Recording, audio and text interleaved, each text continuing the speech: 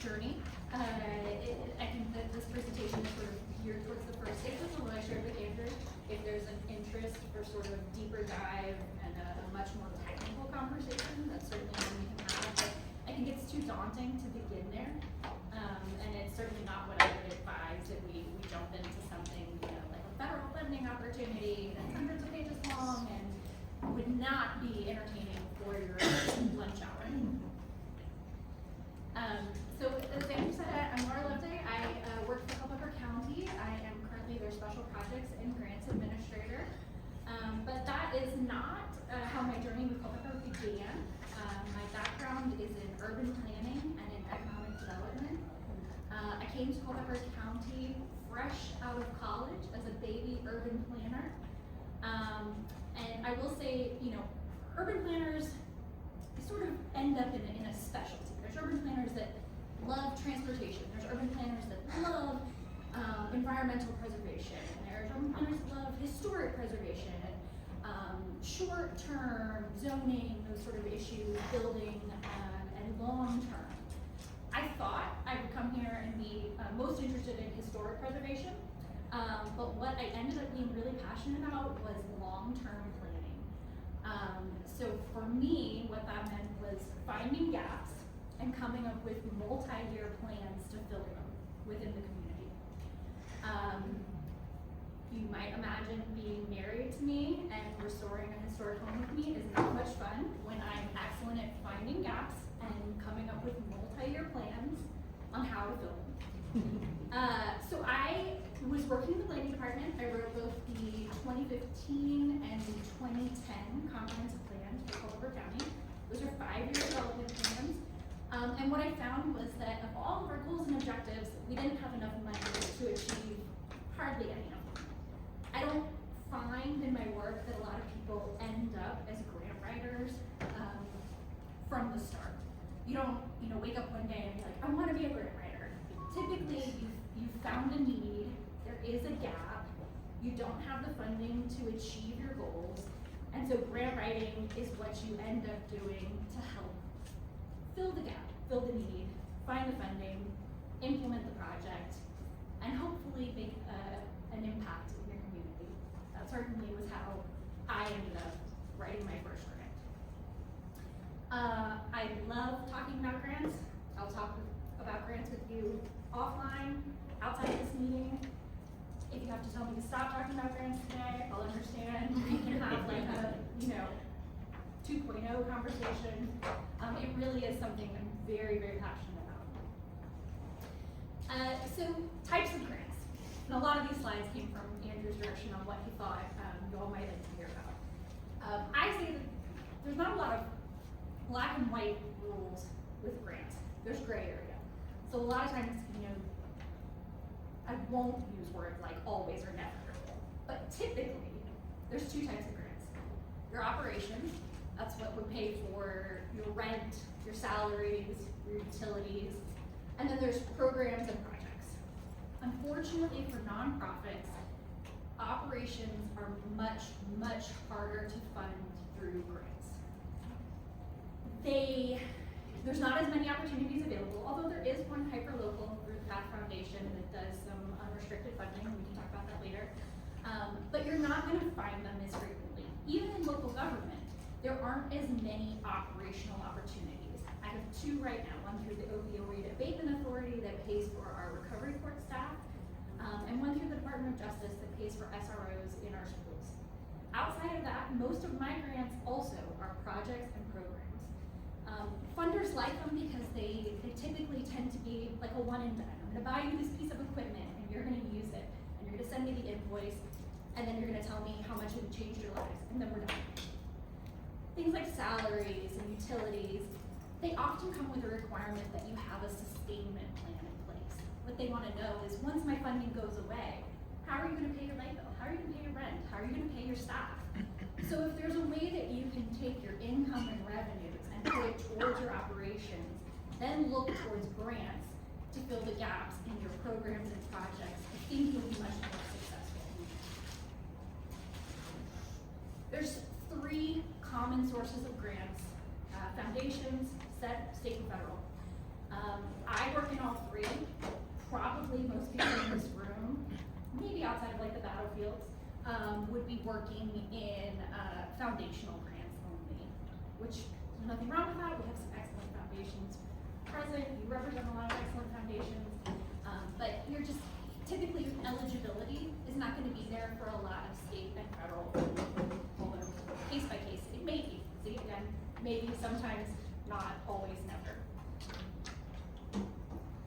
So Culpeper County actually pays for a software program.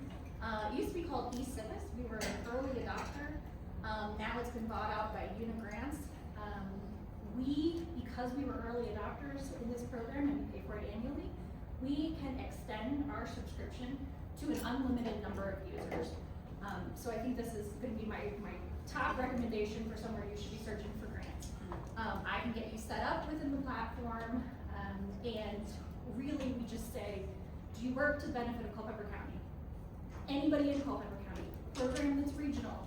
Yes, you qualify if you're a nonprofit for subscription to our eCivis grant software searching platform.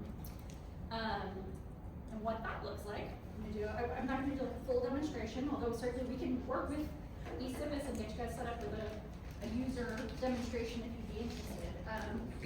It uses really basic search criteria and then aggregates grants that might be available to you nationwide. I would say the only thing you're not going to find here are the hyperlocals. So you're not going to find the Culpeper Wellness Foundation, you're not going to find the Northern Piedmont Community Foundation, you're not going to find the PATH Foundation, but really any kind of corporatized foundation, anybody, state, federal, would be aggregated into this list. So the common one I hear about is playgrounds, funding for playgrounds. So that's what I went ahead and used in my search example for this particular platform.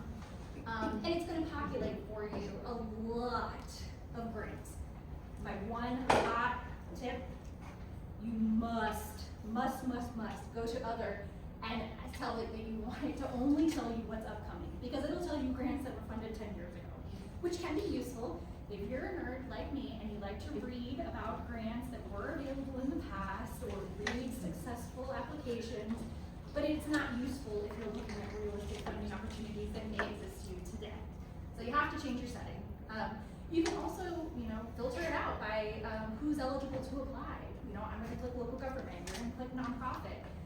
You might not want to narrow it down that far. You might want to see what's available across the board in case you qualify under multiple criteria. All right, so we've typed in playground, we've applied our filter.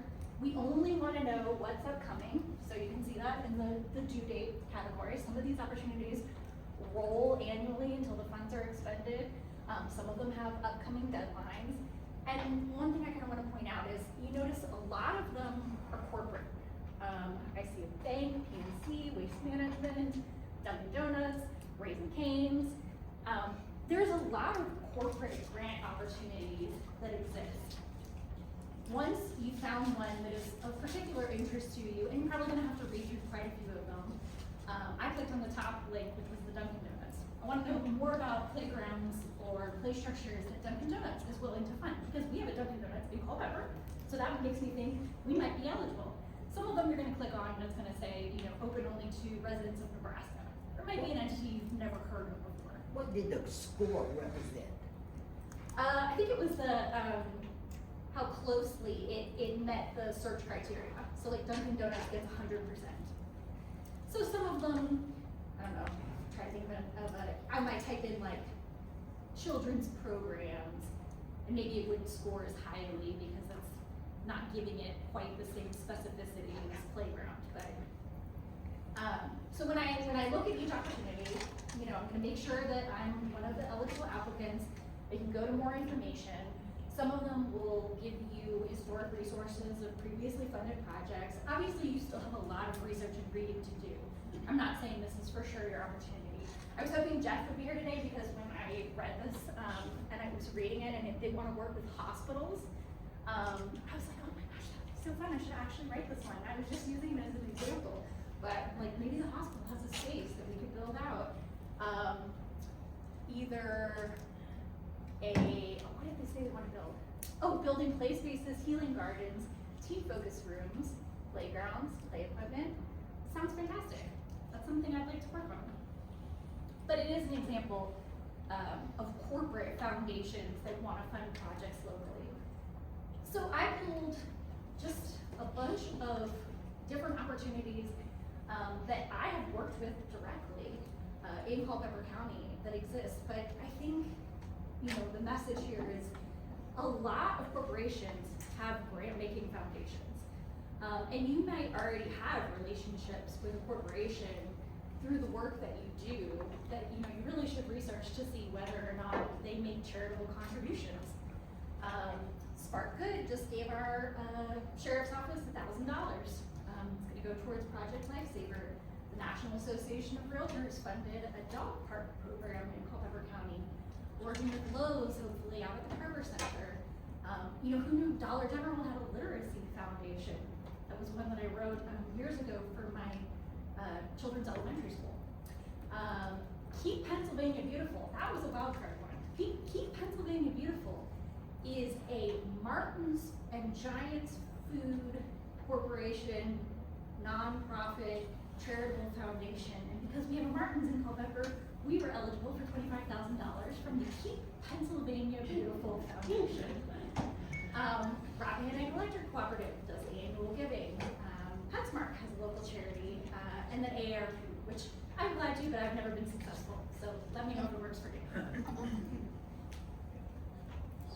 And then we've got our hyper locals. These are the foundations that work either just in Culpeper or in the region.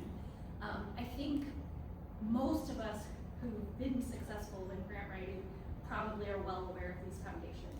A lot of the state, a lot of nonprofits are applying to these foundations.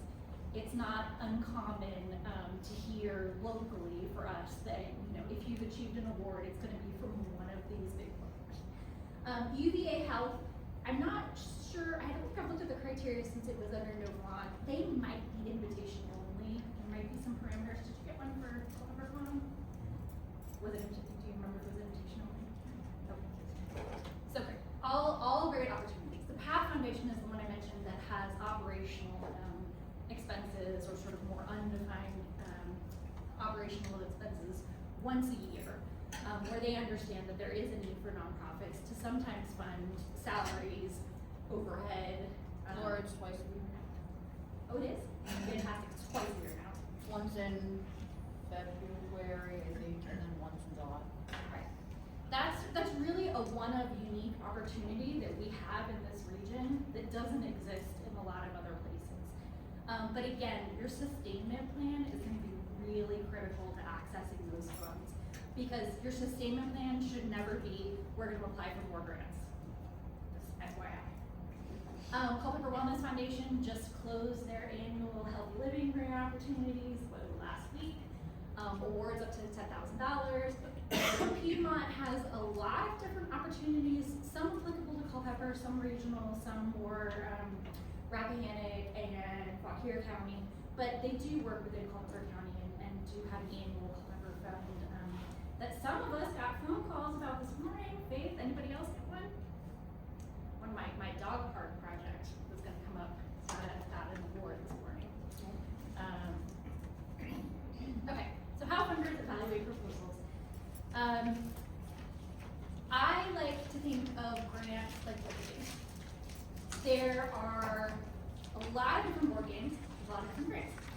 There's a lot of similarities when you're playing board game, right? There's players, there's pieces, there's instructions, there's typically a board, there's goals, there's winners, and there's losers.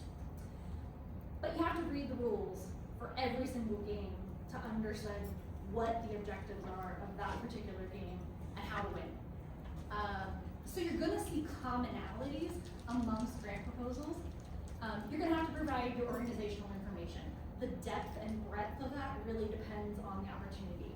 That might be 2 years of your fiscal information, that might be your tax returns, that might be your IRS documentation, that might be your board of directors, that might be your board of directors and their affiliations within the community, when you were established, what your mission statement is. It really on the opportunity, how deeply they want to go into your organizational information. I'm gonna assume that this is probably a program or project application, because that's typically what we're gonna be working in. So you're gonna need to know what your project description is, and give a narrative. Again, some opportunities are gonna cut you off at 500 words. It's gonna be very limited, the information that you can share. Some of them you can write pages and pages and pages on your organization, and, you know, why you're mission driven, and you know, what it is that you're gonna do with these grant funds. But you should be able to articulate quite clearly what their funding is going to do with your organization. And if you think about it, like Andrew mentioned Shark Tank. Well, that's a very quick pitch, but I mean, these people want to be your partners. You know, think of this like a business investment in you. You know, they want to fully understand your organization and how safe their investment is when they make it in you. You're gonna have a project budget. I like these to be very specific, and often when I'm working with partners to create a grant proposal, it's one of the first things I ask them to do is, you know, go out and get cost estimates, go out and price this project for me. It's really hard for me if I don't know a project is gonna take $10,000 to execute or $100,000. I don't know where to start looking for opportunities if I don't know exactly what it's gonna cost. And I think these should be quite specific. I'm not a fan of proposals where you ask for an even number. I think that's kind of the first flag. We need $5,000 to do this project. Do you need 5,000 or do you need 4,963? Because if you tell me you need 4,963 and you give me a list of everything you're gonna buy, I know it's quite detailed. I know that the likelihood of you coming back and being like, oh, actually we can't afford the thing that we wanted to buy because we didn't price it out in advance is less likely to happen. I wanna see the work up front that, you know, we know exactly what a project is gonna cost. And I don't know, this might not be real. I feel like proposals are more successful when you're very specific in your dollar amount. And then there's always goals and objectives. This is more frequent that they say your goals and objectives need to be smart, need to be measurable. They want to understand, you know, what it is you seek to achieve and how you're going to measure success. I can tell you, just as an example, you know, you're not always going to meet your own defined measurements for success. And it's gonna tie into something where we're very honest with our grant funders about when that happens. For me, it just happened recently. We had a Go Virginia grant out of the Culpeper Kitchen, which is highly successful. We're giving them a number of metrics, the number of products that were gonna be brought to market, the number of businesses, including 2BQ that we serve, and the number of jobs that were gonna be created. And we fell short on job creation.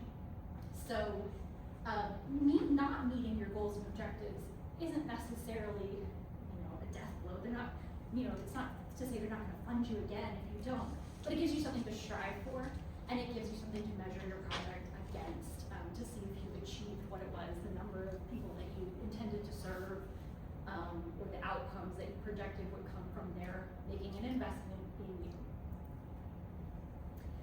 Alignment is very, very important. Again, this comes with reading the rules of the board game that you're about to play. All grant funders have missions in and of themselves. They will all tell you what type of projects they seek to fund. I have seen applications, I'm sure Culpeper Wellness can, you know, give examples, or they don't give you specific examples, but tell you that sometimes they get applications that are very well written for projects that would be beneficial to the community, but they don't align with your particular goals and objectives and the areas and categories that you wish to fund. So it's important, you know, I don't want to see you waste your time on a grant proposal that has no alignment with the funders' goals and objectives in and of themselves. So I highly recommend talking to funders prior to writing, prior to submitting, in the earliest stages possible of finding a grant opportunity that you're interested in pursuing. I've seen it actually written into proposals more frequently because this is so highly recommended. And I can think of the Charlottesville Community Foundation, and I believe the PATH Foundation also asks you, have you spoken to a member of our team about this particular project in the proposal itself? You should never click no. If they're asking you yes or no, the only answer is yes. So stop what you're doing, pick up the phone, call them right then and there before you move on to the next step, because they want the answer to be yes. And a lot of times, like speaking of tips and tricks, I've gotten some amazing tips and tricks just from speaking to a program director and telling them, hey, I've got this project that I'm working on. Do you think it's in alignment? Have you funded something like this before? What is your average grant award? Do you think there's anything I could be doing to improve my chances of funding this particular opportunity? They're your friends. They're great sources of information. And also, I like to, when I'm preparing an application, I start thinking about what questions I'm gonna ask the funder in advance. So I can give an example. I'm working with Recovery Court right now. They wrote a proposal for state funds. They're going to go to an annual education conference, and they wanted matching shirts. And they said, do you think that would be an eligible expense? I have no idea if matching shirts is an eligible expense. They've gone to conference before and they noticed that other teams show up in their matching hoodies or whatever, and they have this kind of team unity. But I thought, that's my question. That's what I'm gonna call and ask them, is matching shirts an eligible expense? So I called the Department of Justice and I asked them, and they said, no. Apparel is not an eligible expense. Fine, not a big deal. It wasn't critical to the proposal. It wasn't our ultimate goal to get the matching shirts. But what they walk away knowing is that I'm polite and friendly. I'm gonna be submitting an application from Culpeper County. We have an established recovery court. They've been to conference before, and they're a really great team. And they wanna dress like each other because they like working with each other. All of that from just me asking them whether or not they would pay for matching t-shirts. And I guarantee when they read those applications, she's gonna be like, I talked to that girl from Culpeper County, she's the one who wanted to buy matching t-shirts. And I told her no. Another thing I like to say to people is like, you're the chef. When you're preparing a grant proposal, you can make a meal out of almost anything. Absolutely. But if the ingredients you're given are terrible, right? We're not gonna make a beautiful meal together. If you don't have great organizational details, if you don't have a solid budget, if you don't have a narrative, if you don't have a project with data that backs up why you need it, if you don't have letters of support, if you don't have PDFs of newspaper articles that have been recently written about your organization and all the good work that you're doing, you're gonna submit a meal, but it's not gonna be this delicious 5-course, high-end, that's what you really want. And that's what I always think, like, your letters of support is like, what's a fancy ingredient? Like, your letters of support are like your caviar, and your newspaper articles about your program, about your employees and your staff and all the good works that you're doing, like, that's your lobster tail, and like, those are the ingredients that you're bringing to this proposal that's gonna make a really beautiful meal. Read everything. That definitely goes back to how there are instructions for every single game. They vary. I will share with you, this does not feel good, but I have a bad example to share. I wrote a proposal for the sheriff's office a number of years ago. They wanted drones. I was reading it online. They had pages and pages and pages of all the ineligible expenses. And none of them said anything about drones. And so I was like, fantastic. Well, in about 6-point font, I should have taken a screenshot of it to show you because I'm still mad about it. There was a little link at the bottom that said something to the effect of the Federal Appropriations Committee list of ineligible expenditures, and I didn't see it. I swear to you, I didn't see it. Somewhere buried in that link, pages and pages deep of the federal appropriations language, it said no drones. We have drones. So I prepared the application, I submitted the application, we didn't get the funding, they told me I should have checked the link. I went back and checked the link. Sure enough, buried deeply in the link was no drones. The next year, drones was at the top of the list in bold point of all of the ineligible expenses. I have a feeling it wasn't only me. But you should always read everything, all the fine print, because it is disheartening to put all of that work into something that you know is needed. You we thought was a really great proposal, and then be kicked out because of an ineligibility that I should have known from the start. And then you'll be told no. And there's going to be examples of this. You know, I think I heard somebody saying, you know, how to actually write a successful application. You're going to be told no. I keep track of everything I apply for and everything I'm awarded. I have like a 50% success rate right now. And sometimes no means not now. I have proposals and funding agencies that told me no. I worked with them, I applied again in the next year, and we were successful. So sometimes it means, you know, change your direction, tweak your application. And one of the things you can do to determine whether or not you should apply again is always ask for a debrief following a denial. Some are more willing than others to sit down with you and tell you how far out of alignment you were. If it truly was a matter of them just having taken in, you know, hundreds of excellent proposals and yours just didn't happen to bubble to the top as far as priority level, they'll tell you if you were way off base, if it's never going to be funded through them, you know, if it's just not clear enough in alignment with their board, what their board's concerns were.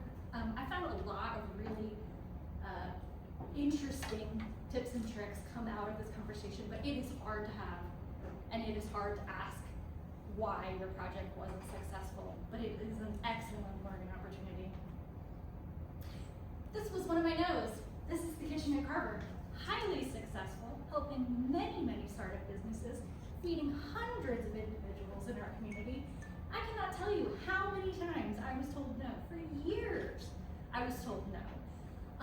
A lot of grant funders said, we'd love to be a part of it.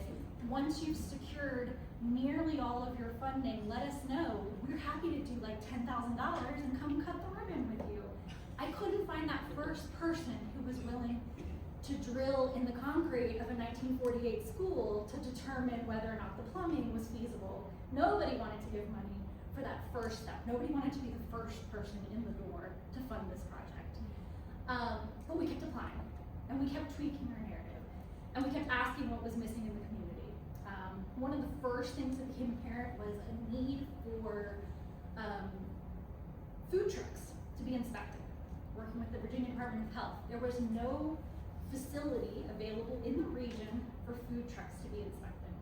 And so we thought, okay, we'll incorporate that into our plans. We're early enough stages. We don't have any money, so we're happy to look at whether or not this facility can serve that need.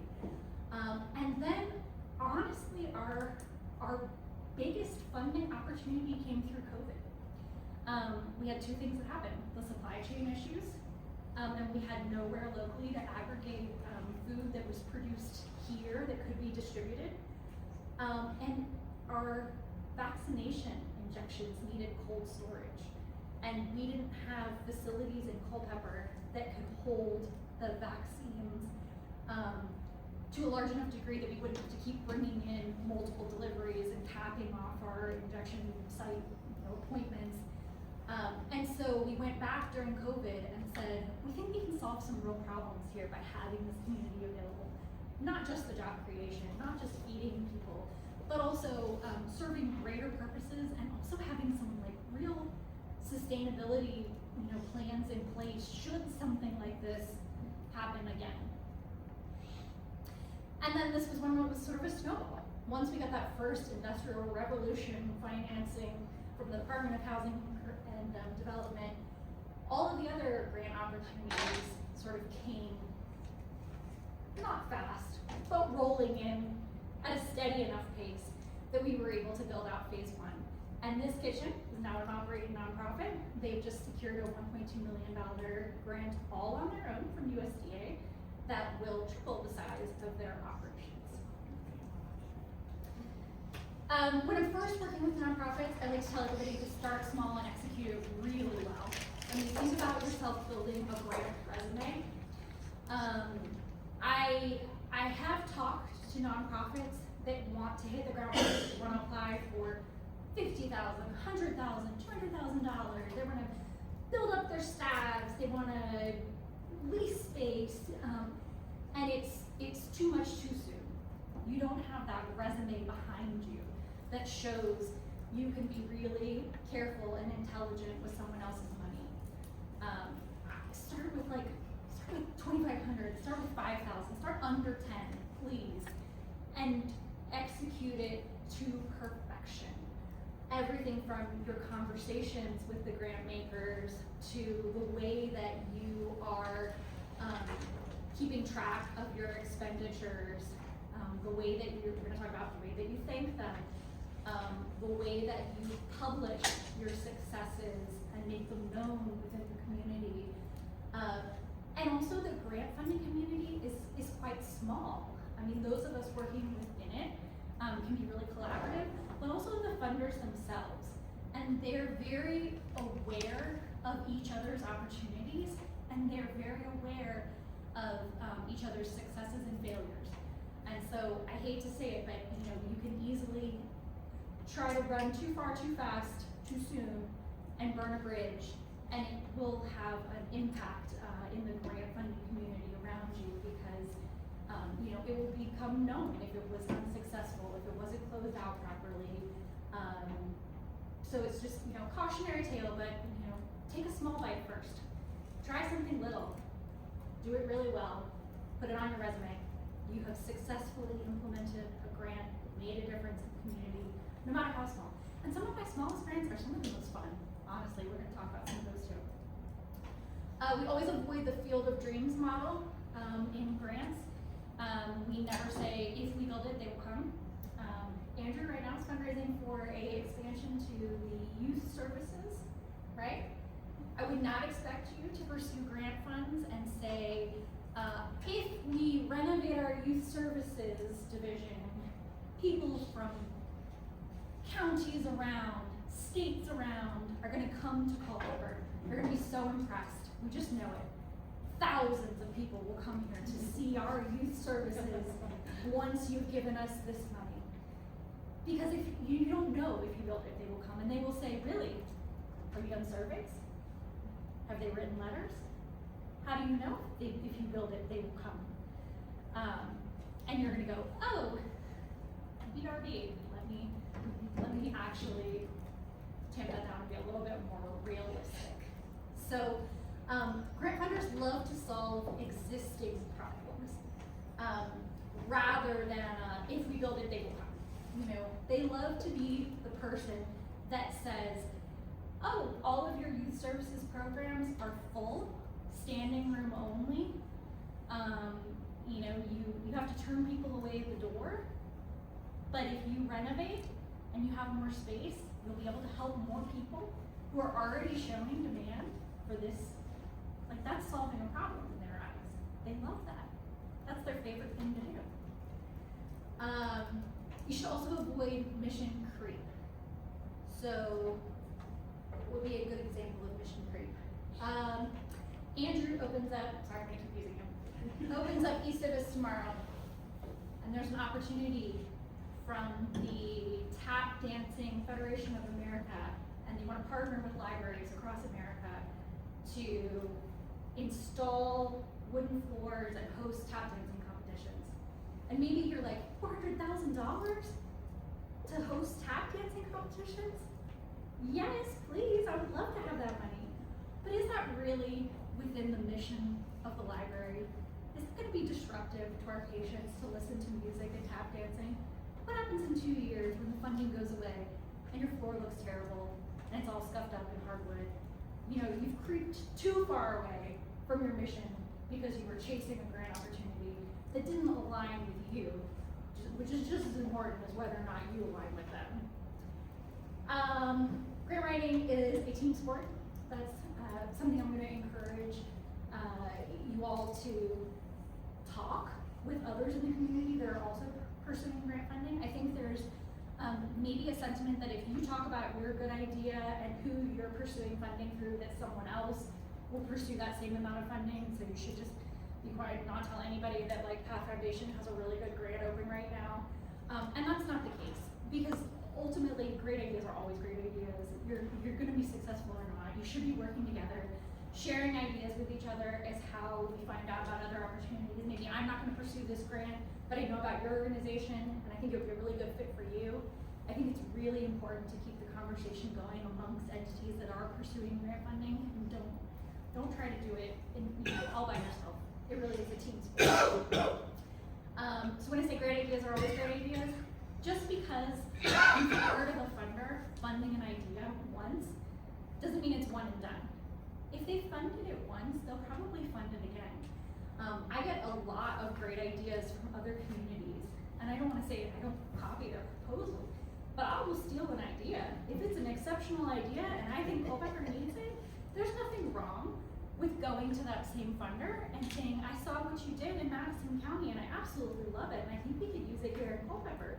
Is this something that your board feels strongly that they would fund again?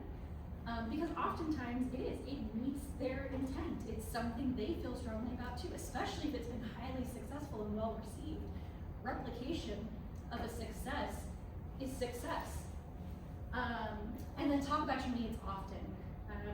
I've had some we're gonna talk about one of my projects. I promise much pictures are coming, less text. Some of my grant funded projects have come just from having conversations in rooms that are not unlike these. And I've seen it happen for others too. One that happened fairly recently for me was, I was told that Culpeper County had a need for a soft interview room. And what that is an interview room for children who are the victims of crimes. And I was told that they are either being transported to Charlottesville or Fredericksburg to be interviewed, or they're utilizing the interview room at the sheriff's office. I had no idea. I came in the next morning, I've been thinking about this project, and I was thinking I've gotta spend some time searching for grant opportunities. And I was in a room with some other community foundations and partners. And at the end of the meeting, I was talking to Sherry Landry from the Community Wellness Foundation, and I was like, I'm really bothered. I've gotta start working on this project for a soft interview room. I had no idea that we needed this in the community. I've never heard about this before, hadn't read about them before. And we were outside of Healthy Living Grants, and she just said, I think that's something that would really resonate with our board. And she was like, could you just go back to your office and just write me up a paragraph about the need and what you've learned. This was less than 24 hours from the time I had learned about this need. And they awarded us $60,000. And that soft interview room is being constructed as we speak. So talking about things that you need, talking about projects that you're working on, sometimes can lead to grants that you didn't even apply for, or didn't know where you were gonna find the funding from. But I just had an open conversation with somebody I trusted, who's a mentor, who I did not expect to have $60,000 to put towards this project. Similarly, I've sat at tables before where there's multiple funders, and I've thought, and there's another project we're gonna talk about here, which is the airport dog park. And I was eyeing up the Path Foundation, and Andy was there. And if he's very friendly, he's pretty candid. And I was like, I got this project at the airport, and he had a dog park. He's like, we don't do dogs, we don't do animals. We stay away from it. Outside of our mission, there's just too many cat rescue, dog rescue, humane societies. We don't do pets. But Jim McGrath from Northern Piedmont Community Foundation was at the other end of the table. So I sidled on over to him. And I said, Jim, Path Foundation hates my idea for an airport dog park. Do you do pets? He's like, yeah, we can do pets. Yeah, we're not opposed to that. We've done some stuff with pets before. So I'm going to show you more about that project. So how did you find that table with all those flowers? There are funders sitting in this room. It was not a meeting unlike this. It was just a community meeting where we wrapped up our conversation. The agenda for that meeting had concluded. We were literally just kind of at the end, dregs, people sitting around talking about what we were working on. So this is the airport dog park that I mentioned, that we got the call this morning. The Piedmont Community Foundation, Northern Piedmont Community Foundation will be partially funding. It was not a full success. I asked for full funding. I asked for $15,000. I got 5. I've got ways to go. We're gonna break it into phases. No big deal. So this is a great example of a funder wanting to solve a problem that already existed. This was not a field of dreams model.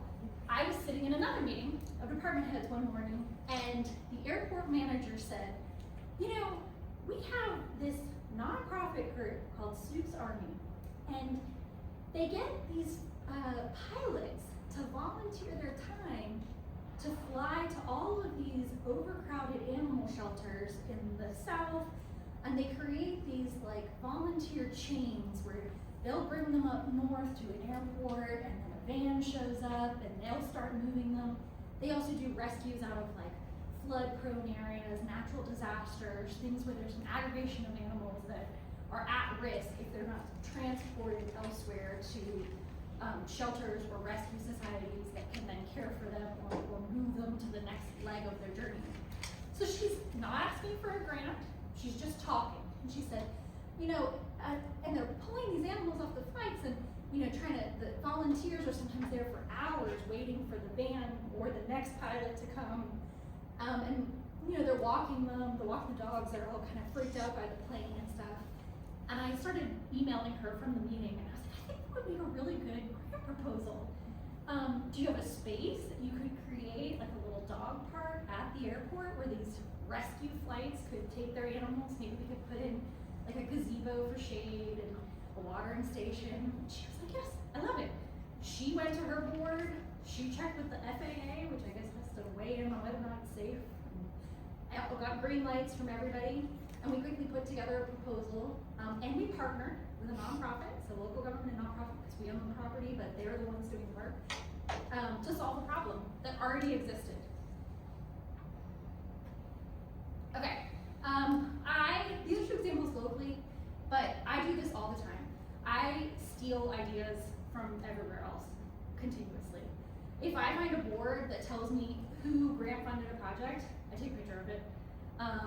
I was working with a theater, and I remember in Louisa, they've got a really great little theater and an old schoolhouse, and we have like we used to have one in here with like a big funding tree of everybody that had contributed to it. Take a picture. You don't know who you're gonna find on that list, but it might be somebody that wants to do something similar with you. So these are at the Carver Center. Actually, this was a grant requirement that we put up the board acknowledging the Virginia Department of Housing and Community Development, and then we started adding, as we went along, you know, other grant funders who contributed to the project. The next picture is the Bright Spot Playground. Same thing. You'll find these acknowledgement boards for different foundations that have contributed collaboratively to a project. And that's a great place to find some ideas of potential funding resources if you're looking at doing a similar project. I steal ideas of things that I want to write grants for. So before we built the Bright Spot, I started taking pictures of accessible playgrounds. This is on the way to the Outer Banks. I made my husband pull over so I could take a picture of an accessible swing. And that one's in Edenton, North Carolina. That was my unsuccessful AARP. I thought, grant application. I thought it would be awesome to say that if we put outdoors ellipticals at the edge of our playgrounds, that multi-generational, you know, exercise could take place where caregivers could, or parents, could ride an elliptical while they watch their children play. They didn't agree. I still think it's a great idea, but the cost of concrete has gone up a lot. So the cost of the equipment is not too bad, but the cost of pouring a concrete pad is really messing up my budget for that. So I haven't applied for it again, but again, it was a no, but maybe it's just a not yet. If you see outdoor elliptical show up adjacent to our playground, you'll know I got bored. This was outside of Salt Lake City. Again, I saw an accessible swing, and I take pictures of murals, I take pictures of signage, anything that sort of sparks my interest and makes me think, oh, that's something I'd love to bring to Culpeper. I'd love to, you know, take pictures and bring it home. We are going to talk more about the Bright Spot, which was why I kept taking all the pictures of the swings. But this is fun because I'm showing a lot of the really fun projects, and I did already touch on the soft interview room. This picture represents the soft interview room for me. We write a lot of grants for projects that are not always fun, or they're hard. And I think in those instances, the best thing you can do is be curious. I learned a lot about the different agencies and nonprofits and needs in Culpeper County. And sometimes they're hard, like learning about the need for the soft interview room for the children who have already been victimized record their testimony. And we need to do it exceptionally well, so that their cases can proceed. These are two things that we're gonna be incorporating into that soft interview room. It has a beautiful window and a tree outside. It's on the upper level of the building. I think we're gonna call it the squirrel's nest, just to try to give it a little bit of a softer feel, which is the whole intention. It's not a bright, playful space. It really needs to be toned down, and I've learned a lot through that curiosity about what that space needs to be in order for it to be as successful as possible. And also, like, there's fun and hard stories too. Like, I just wrote a proposal for the Criminal Investigations Division of the Culpeper County Sheriff's Office, and they needed a evidence drying cabinet. I had no idea what that was, and they said, well, if there's a piece of clothing that's involved in a crime of some sort and has evidence on it, you have to properly dry it so that you can put it into the storage bag and it won't mold. And I was like, so it's like a food dehydrator for clothing, it's a cabinet. And then I'm like, oh, how much does that cost? I've never heard of such a thing. And I go home and like, our family is very, like, you can talk about anything at the dinner table. And I'm like, guys, did you know that you have to dry clothing when it's got something on it, so that you, before, like on CSI, before they put it in the bag and put it in one of those bag boxes and put it for storage. So I think even if what you're writing is a need that's hard, you can find, you know, curiosity and interest, and some little bright spots. And I write a lot. Like I write a lot of grants for equipment needs, children's needs. So for me, that's important. Okay, so mistakes to avoid throughout the process. I say disclose everything, over disclose. If you have any questions, call up your grant funders. If you have maybe a history within your organization where you've had funding challenges, sometimes they'll ask, you know, have you ever operated in a deficit? You know, it's okay to disclose those, and disclose throughout the process. Disclose, and we're gonna talk about that in challenges too. Disclose when you're not meeting your goals. Tell them, you know, when something is harder than you thought it would be, when the costs are higher than you anticipated, when people aren't registering for the program that you were sure that they would want to take part in. And sometimes your disclosures actually, I think, can work to your favor. One that comes to mind for me was when we were implementing a body-worn camera program for the first time in our sheriff's office. One of the things that we disclosed was that there was a negative relationship within the community with the previous administration, and we felt like by implementing body-worn cameras, it would help to repair that relationship that we had between our now current sheriff and the community, and help to build trust. But it's hard. It's hard to say what's gone wrong. It's hard to acknowledge. But it's a conversation that needs to happen, and I'd always rather be in a situation where I've over-disclosed than under-disclosed, and funders coming back to me and saying, you know, why didn't you share with us? And it gives you an opportunity. You know, there were theaters during the pandemic that operated in the red year after year because they couldn't sell tickets. They couldn't have programs. You know, like there's a lot of times reasons for what has happened or why you might be in a particular phase of rebuilding your organization. It's okay to share that with them. You know, they're not only funding highly successful people over and over and over again. There's a place for organizations that have stumbled and maybe have redirected and have a success story about how they found their way despite having a challenge previously. So again, share your challenges, and I'm going to share some of mine with you.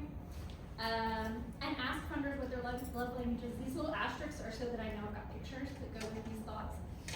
So I'm going to share with you some of the funders' love languages that I've found. And then lastly, have fun. Here's one of my biggest challenges. This was funded, this is the pavilion at the Carver Center. I wrote a proposal to make Pennsylvania beautiful again during the pandemic. By the time we've been awarded the money, the cost of lumber had skyrocketed. I did not have the funds that I needed to complete this project. The planting has only just taken place. I ran out of funds for furniture. I'm sharing with you, Anid. I keep telling them, like, if you know any Boy Scouts that want to build some picnic tables, I got a beautiful space with nothing under it because this is one of my problem children. And I brought out the Path Foundation, and we were just, David Sheng was there, we were talking about something else out at the Carver Center, and again, I just had a conversation with him where I was like, this is such a challenge for me. Thought this was gonna be an easy one. I proposed an outdoor classroom, it was during the pandemic, I've got Wi-Fi shot right at this space. I imagined this long community table and the ability for like an outdoor conference room, and I have exhausted every funding opportunity that I can find. And he's like, well, how much more do you need? And I was like, I need like $11,000 for lumber. Those beams are like 60 feet long. And he was like, write it up. I think maybe it's something that we can help with, you know? And again, it wasn't necessarily that I asked him out there to ask for funding for that project, but I shared a real challenge that I was facing. Here's another story I absolutely love. We needed to restore the original name to the Carver Center facade. It was built in 1948, operated until 1968 as our regional segregated high school. And when the public schools took over, they erased the name from the front of the building and they re-etched in it the Piedmont Vocational Technical School or something similar to that. And the alumni had expressed for years a desire to restore the original name to the facade. We got a grant to replace the roof, and that seemed like the perfect timing to pursue funding and share with others that we have this opportunity to now restore the original name. We have the blueprint from 1948 that shows exactly what the original name looked like on the structure. We got some funding. We hired a stonemason, and they told us that that font is completely bespoke to that building. It exists nowhere. It is not in a font catalog. It was drawn just for the Carver Center. And now, masons, they use CAD to cut the stone. They're not, hand chiseling it by any means. And so, well, that was unexpected. And ultimately, this is kind of I'm not gonna tell the long story. I ended up finding an architectural designer in Seattle who was willing to write the AutoCAD code using the 1948 architectural plans so that the stonemason could restore the name in its original bespoke font that exists nowhere else in the world. So if you're driving down Route 15 and you ever look over the Carver Center, please know those letters were difficult, but we got there. There's another one of my failures. When we were building the Bright Spot, and I've got better slides about the Bright Spot playground out at the sports complex, I'm gonna tell this story in reverse. We knew we were gonna build it. We had very quickly raised all the funds, more than $300,000, within 8 months to build Culpeper and the region's first inclusive playground. And we had worked with designers, and we knew what it was gonna look like, and I'd taken my pictures all over the country of like what kind of things I wanted to incorporate, and it was gonna be great. Except, when you got out there, this is a curb that exists, and this is the only place you could zero entry, pull up an accessible vehicle, and get a wheelchair. This was the closest point of access to the playground. So we would be building a sidewalk, hundreds and hundreds of feet, at an additional cost that we had not anticipated. And our handicap accessible parking would be down here. And what we had to do was go out into the community, and we had to very quickly raise an additional $35,000 and add zero entry parking up at the top that was not in the budget, not in the plan, but solved a problem that we didn't see until we were well underway with this, like embarrassingly well underway with this project. When I said find out what your funders' love language is, that's how they want to be thanked. Some funders absolutely want to be branded on your projects. Some say, do not include my information anywhere on a press release. Some want to preview a press release if it mentions them. So make sure you know what their love language is, because that's part of executing your grant flawlessly, is knowing how they want to be thanked for their contribution. This is one of those projects that a very small amount of money went a really long way. We had a $10,000 grant from the Virginia Foundation for Healthy Youth. The schools wanted a bike education program because they noticed that a lot of fourth graders in Culpeper didn't know how to ride bikes. We got the money for the bikes. The school said, we have a school bus that we're not using. We could rip out all the seats inside of it, and we could fill it up with bikes, and we could drive it to all the elementary schools so they could have the bike education program. And that was great, all that funding was secured. And then I was like, wouldn't it be fun if the bus was really whimsical? You know, like, I don't have the money for it. I don't know how you rock a school bus, but I just like the idea of it. So we ended up going to the PAC Foundation, telling them our idea, working with Jonathan at Express Copy and Tony, and this bike now exists in Culpeper, full of a bike bus exists in Culpeper, full of bikes. And a fun fact that I like to share with funders is that our school superintendent, Dr. Brads, is a huge proponent of biking. He put together almost every single one of those bikes. He helps with the maintenance. There's often bikes in his office. He took bikes home with him. A lot of them, there's balance bikes. We kind of had to outfit every stage of learning how to bike for a fourth grader, which you can imagine started at balance up to mountain biking. So he's been really instrumental. But to the funders, just knowing that little piece of information is really important. And again, sort of ties back into what I was saying about making it real and real, and making it really, really personal to our community, and making sure that they're aware of those stories. Again, how to thank your donors. This is out at the Carver Kitchen. They had spoons engraved with all of their donors. This is something I would have taken a picture of if I saw it in the wild, just to get ideas of other donors for projects. This was the Northern Piedmont Realtors Association grant out at Len Park. When we asked them, they wanted to do some sort of community project, but they didn't. It wasn't a whole lot of money. It was like $5,000 or $6,000. We were putting in a dog park at Len Park. We found this little dog house, and then we asked them, how do you want to be thanked? How do you want to be acknowledged? And so they came up with this really cute quote that Northern or Greater Piedmont Realtors can find anyone their perfect home. Again, how do you want to be thanked? When we were working on the bright spot, which is shown here without the final phase of the rubberized matting, because there was a delay in August when we can install it because it was going to shrink.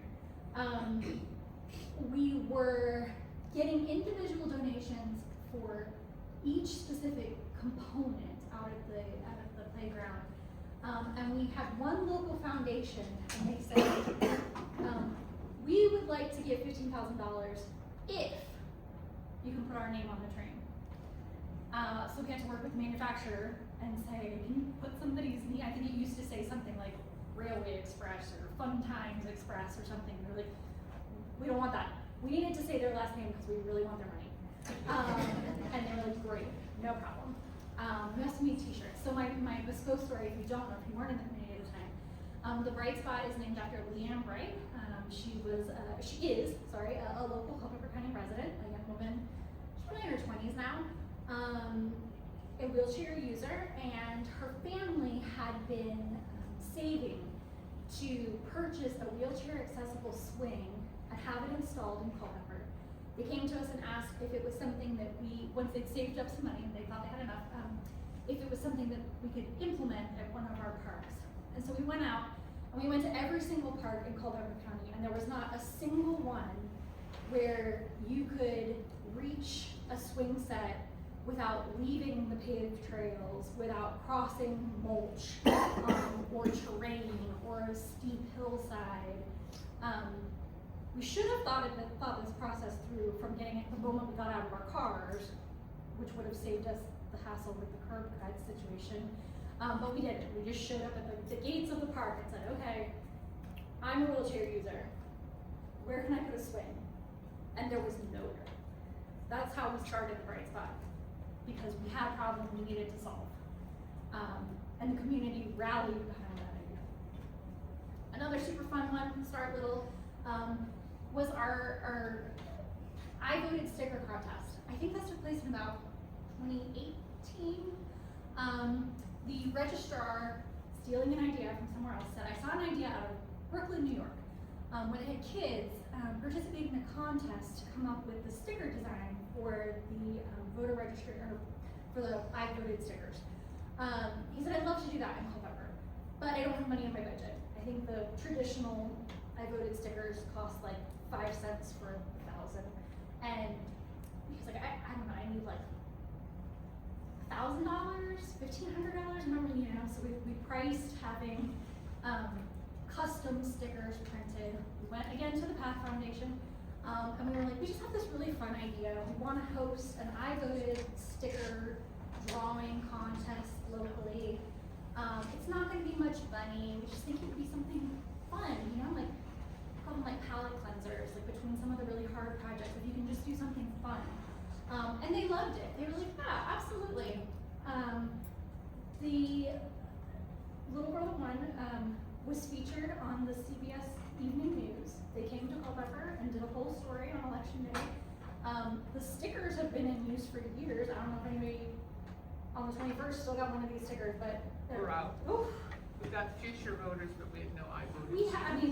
Those stickers lasted for They a were very long time. Very popular. And the artwork hung in the State House, or in the Capitol building in Virginia for a year following this competition.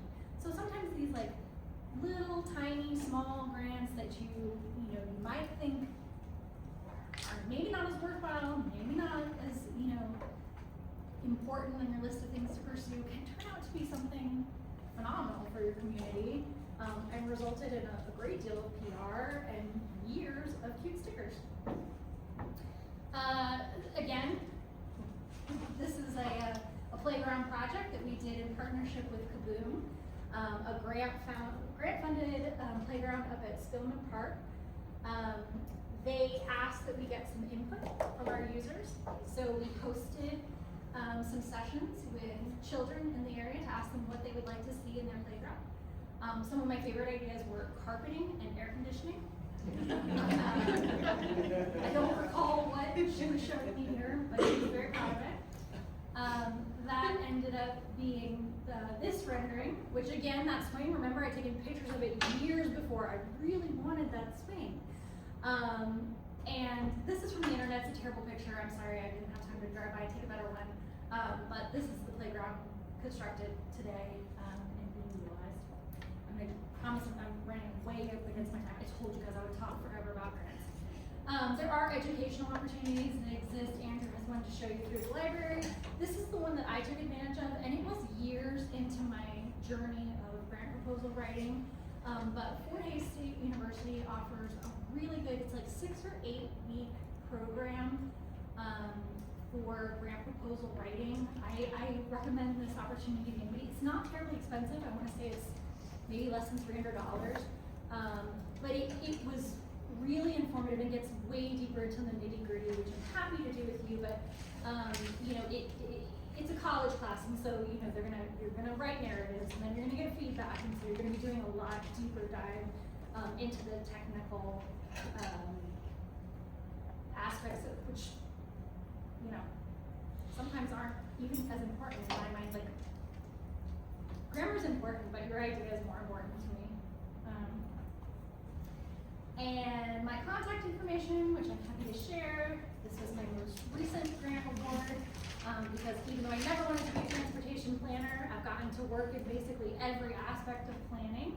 And this is for the new Sims Drive extension, which will give us the secondary access behind Pearl Sample and A.G. Richardson. And I also wanted to share that on this slideshow, every grant that I mentioned, I went ahead and added a link to, so if there was one that sparked your interest, you'll be able to link to them. And lastly, a joke. I know we always talk about like how our cell phones are listening to us. Facebook told me that I needed a grant funding prayer cancel. And I mean, you can add that to your strategy if you like. That's everything I have, but if you have, I know I talked a lot. If you have questions, happy to answer them, or please feel free to reach out to me. You can schedule a time to meet, or happy to do email or phone if there was something hyper specific. Sure. How did we get on to sharing the program? Onto the eCivis? Yes. So I wrote it down here. This is the link to eCivis, but write me an email. I have to send you a user invitation. Okay. And then you'll get one. It's either going to be from eCivis or UNA because they merged. I don't know who sends the emails right now. Yeah. Send me an email and I'll get you hooked up with that grant search software. Laura, do you set up appointments? Do you help people or? Well, I think Faith may be somebody who could speak to this. I write on behalf of Culpeper County. There are instances where Culpeper County and nonprofits partner together when it makes sense, in the community, and I'll write the proposal. But I don't write proposals on behalf of others because there's only one of me. But I'm happy to provide assistance. Faith can tell you, if you're working on a project, if you've identified some funding, you want me to read your narrative, you want me to look over what you've got. I really do want to see all of you be successful, but I can't write a proposal on your behalf if it doesn't really clearly align with something that the locality is already working on or working towards. So I was brand new at this, got dropped in my lap. I did my first effort based on what Laura had suggested was a good possibility. Again, small, local, targeted project. And I did the work, and then I took it in, and she and I sat down and spent a little time. She gave me how to make sure that the grammar alignment works correctly, the way, what tense you should use in your verbs. I mean, these things are very important. When I read what we finished from what I started with, it was much more compelling. So the whole concept of this is you have a compelling story well told. That's grant writing 101. Right. And if you don't mind me sharing one of yours, I remember this proposal. Faith needed new chairs for customers that were waiting in the lobby. And she'd written that the chairs were upholstered and they were ugly and had duct tape on them, and she needed new. And so I was like, what if we write that we're gonna buy chairs that can be easily cleaned? They're not gonna be upholstered. We're gonna buy chairs that the volunteers can wipe down, and this is a way to keep everybody healthier. So just little tweaks like that, Really. Laura, what software or platform do you use to manage all of your grants? I'll tell you the truth. I don't. eCivis does have grant management software. Culpeper County is implementing a new kind of universal program that has a grant management tool in it. We've not launched it yet. I'm a department of one. A lot of my grants, they're hosted on the individual funders' platforms. I'd like to say that's where the entirety of the grant lives. And then I just keep my own records where I'm tracking my invoices, and I'm utilizing my Excel spreadsheet to track what I've applied for, what's been awarded, and when the deadlines are. But I could do better than that, and I will be doing better because the county has purchased me software that I will need to use in the near future. And then also on the UNA site, are you able to drill down to a particular grant funder and learn the recipients, their Some. recipients? Okay. Some will post it. A lot of federal opportunities will post previous awardees. Okay. local foundations, I Google, just like their own press releases a lot of times and try to look at what was funded in years past. A lot of times I look at, what amounts, because even if a grant opportunity says, we'll fund grants up to $10,000, maybe only one person's getting $10,000, and so I wanna look, be like, where's the sweet spot? Are most people getting $5,000 to $6,000? That's where I wanna be, I'd rather assure things. So. I just would go back, because you said something, but I just, for anybody who's getting the process started, there are always requirements, either 6 to 12 months out, that there are reports that you need to file. You don't ever let those dates go by. Yeah. Right. So. And that ties back to executing it exceptionally well. Take it very seriously. Think about this as, your first grant is your first job, and it's gonna lead you to your second job grant, it's gonna keep getting better and better and better, and you're gonna continuously open doors for yourself. But you've gotta execute exceptionally well, meeting all of the requirements, keeping track of all of your documentation, keep your invoices, even if they don't request them, it's still good practice.